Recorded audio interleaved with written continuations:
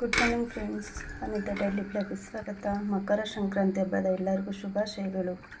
ಬನ್ನಿ ಇವತ್ತು ಎತ್ಕಿನ ಬೇಳೆ ಪಾಯಸ ಮಾಡೋಣ. ಫಸ್ಟು ಎತ್ಕಿದ ಬೇಳೆ ತಗೊಂಡು ತೊಳೆದು ಇಟ್ಕೊಂಡಿದ್ದೀನಿ. ಕುಕ್ಕರಿಗೆ ಹಾಕಿ ಎರಡು ವಿಷಿಲ್ ಕೂಗಿಸ್ಕೊತಾ ಇದ್ದೀನಿ. ಇದಕ್ಕೆ ಬೇಕಾದ ಪದಾರ್ಥಗಳು ನೋಡೋಣ ಬನ್ನಿ. 4 ಲವಂಗ, ಏಲಕ್ಕಿ, ಈ ಥರದ 4 ಬೆಲ್ಲ ಚೆಚ್ಚಿ ಇಟ್ಕೊಂಡಿದ್ದೀನಿ ನೋಡಿ. ಗಸಗಸೆ ಈ ಚಿಕ್ಕ ಗ್ಲಾಸಲ್ಲಿ ಹಾಗೆ ಚಿಕ್ಕ ಗಸಗಸೆ. ಅವರೇ ಬೆಳೆ ಬೆಂದಿದೆ, ಕಾಯ್ದು ಕೇಳಿಸ್ಕೋಬೇಕು. ಕಾಯಿ ತುರಿ ಎಷ್ಟು ಬೇಕೋ, ನಾನು ಒಂದು ಹಣ್ಣಾಗಿರೋ ಕಾಯಿ ತುರಿ ತೊಗೊಂಡಿದ್ದೀನಿ. ತುಂಬ ಬೆಳೆದಿರಬೇಕು, ಚೆನ್ನಾಗಿ ತೊಳೆದು ಇಟ್ಕೊಂಡಿದ್ದೀನಿ. ತುಪ್ಪನೇ ಮೇನ್ ಪಾಯಸಕ್ಕೆ, ಎತ್ಕಿನ ಬೇಳೆ ಪಾಯಸಕ್ಕೆ ಇಂಪಾರ್ಟೆಂಟ್ ತುಪ್ಪ. ಅಯ್ಯಪ್ಪ ಸ್ವಾಮಿಯಿಂದ ತಂದಿದ್ರು, ಅದನ್ನೇ ದೇವರಿಗೆ ನೈವೇದ್ಯ ಮಾಡ್ತಾಯಿದ್ದೀನಿ. ತುಪ್ಪ ಬೆಳೆಸಿ, ತುಪ್ಪ ತುಂಬ ಜಾಸ್ತಿ ಇರಬೇಕು. ಅಕ್ಕಿ ಸ್ವಲ್ಪ ಗಟ್ಟಿ ಬರುತ್ತೆ ಪಾಯಸಕ್ಕೆ, ಹಾಗಾಗಿ 2 ಸ್ಪೂನ್ ಆಗೋಷ್ಟು ಅಕ್ಕಿ ತೊಗೊಂಡಿದ್ದೀನಿ. ಕೆಂಪಾಗಿ ಹುರ್ಕೊತೀನಿ ಇದನ್ನು ನೋಡಿ. ಅಕ್ಕಿ ಹುರಿತಾ ಇದ್ದೀನಿ, ಕೆಂಪಾಗಿ ಹಾಕಬೇಕು, ಅಲ್ಲಿವರೆಗೂ ಹುರಿಯೋಣ. ಬೆಲ್ಲ ಪಾಕ ತಗೊಳ್ಳೋಕ್ಕೆ ನೀರಿಟ್ಟಿದ್ದೀನಿ. ಏನಾದರೂ ಗಲೀಜಿದ್ರೆ ಸೋಸ್ಕೋಬೋದು ಅಂತ ನೀರಾಕಿ ಇಟ್ಟಿದ್ದೀನಿ ಕರಗಕ್ಕೆ. ನೋಡ್ತಾ ಇರ್ಬೋದು, ಇವಾಗ ಕೆಂಪಗಾಗಿದೆ. ಮಿಕ್ಸಿ ಜಾರ್ಗೆ ಹಾಕ್ಕೊತಾ ಇದ್ದೀನಿ. ಈ ಥರ ಕೆಂಪಗೆ ಹುರಿಬೇಕು. ಅದೇ ಬಾಣಲೆಗೆ ಗಸಗಸೆ ಅರ್ಧ ಲೋಟ, ಇದರಲ್ಲಿ ಅರ್ಧ, ನಿಮ್ಗೆ ಎಷ್ಟು ಬೇಕೋ ಅಷ್ಟು ಜನಕ್ಕೆ ಹಾಕ್ಕೊಳ್ಳಿ. ನಾನಿಲ್ಲಿ 5 ಜನಕ್ಕೆ ಪಾಯಸ ಮಾಡ್ತಾಯಿದ್ದೀನಿ. ಯಾಕೆಂದರೆ ಸಿಹಿ ಪೊಂಗಲ್ಲು ಮಾಡ್ತಾಯಿದ್ದೀನಿ, ಸ್ವಲ್ಪ ಪಾಯಸ ಮಾಡ್ತಾಯಿದ್ದೀನಿ. ತುಂಬ ತಿಂಡಿ ಇದೆ. ಗಸಗಸೆನೂ ಆಗಿದೆ, ಸೌಂಡ್ ಕೇಳಿಸ್ತಿದೆ ಚಿಟಪಟ ಅಂತ.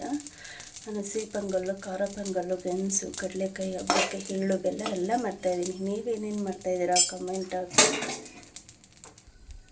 ಇವಾಗ ಒಂದೊಂದಾಗಿ 2 ಲವಂಗ ರುಬ್ಬಕ್ಕೆ, 3 ಏಲಕ್ಕಿ ರುಬ್ಬಕ್ಕೆ. ನಿಮಗೆ ಕಾಯ್ತು ಎಷ್ಟು ಬೇಕೋ ಅಷ್ಟು ಹಾಕ್ಕೊಳ್ಳಿ. ನಾನು 5 ಜನಕ್ಕೆ ಹಾಕ್ತಾಯಿದ್ದೀನಿ, ಸ್ವಲ್ಪ ಮಾಡ್ತಾಯಿದ್ದೀನಿ. ಹಣ್ಣಾಗಿರಬೇಕು ಕಾಯಿ, ತುಂಬ ಬೆಳೆದಿರಬೇಕು, ಆವಾಗ ರುಚಿಯಾಗಿ ಪಾಯಸ ಇರುತ್ತೆ ನೋಡಿ. ಕಾಯಿ ತುರಿ ಹಾಕ್ಕೊಂಡಿದ್ದೀನಿ, 4 ಸ್ಪೂನು ನೀರು ಹಾಕಿ ಚೆನ್ನಾಗಿ ನುಣ್ಣಗೆ ರುಬ್ಕೊಂಡು ಬರ್ತೀನಿ. ನಾನು ಇವಾಗ ಅವ್ರೆಕಾಳು ಬೆಂದಿದೆಯಾ ನೋಡೋಣ ಬನ್ನಿ. ನೋಡಿ, ಈ ಎದ್ದಕ್ಕೆ ಬೆಂದಿರಬೇಕು, ಚೆನ್ನಾಗಿ ಬೆಂದಿದೆ.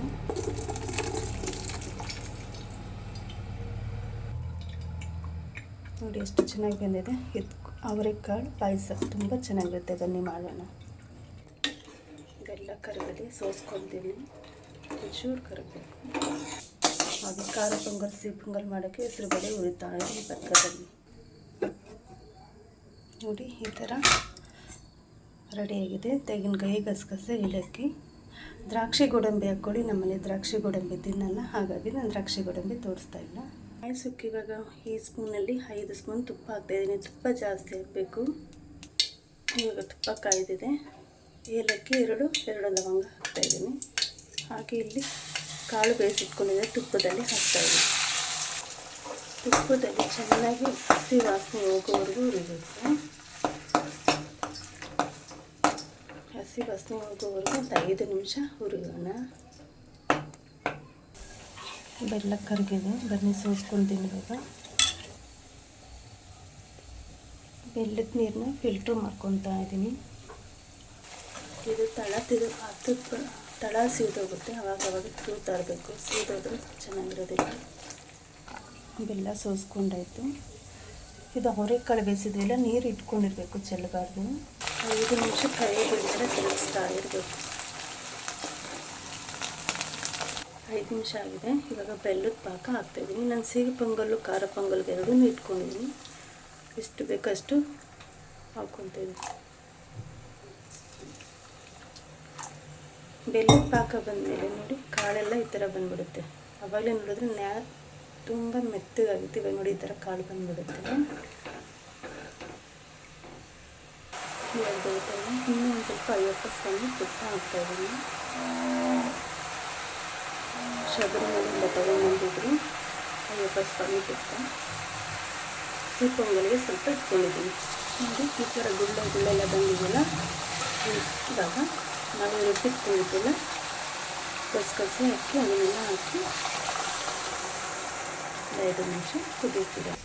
ಇದು ಕಾಳು ಬೇಯಿಸಿಟ್ಕೊಂಡಿದ್ವಲ್ಲ ನೀರು, ಇದಕ್ಕೆ ಎಷ್ಟು ಬೇಕೋ ನಿಮಗೆ ಅಷ್ಟು ನೋಡಿ ಹಾಕ್ಕೊಳ್ಳಿ. ನಾನು ಸ್ವಲ್ಪ ಹಾಕ್ಕೊತಾ ಇದ್ದೀನಿ, ಜಾಸ್ತಿ ಇಲ್ಲ.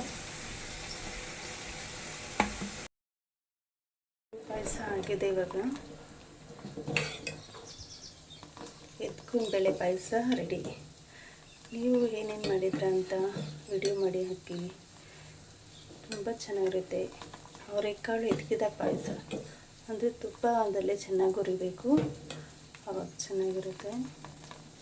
ಈ ವಿಡಿಯೋ ಇಷ್ಟ ಆದರೆ ಲೈಕ್ ಮಾಡಿ, ಸಬ್ಸ್ಕ್ರೈಬ್ ಮಾಡಿ. Thank you.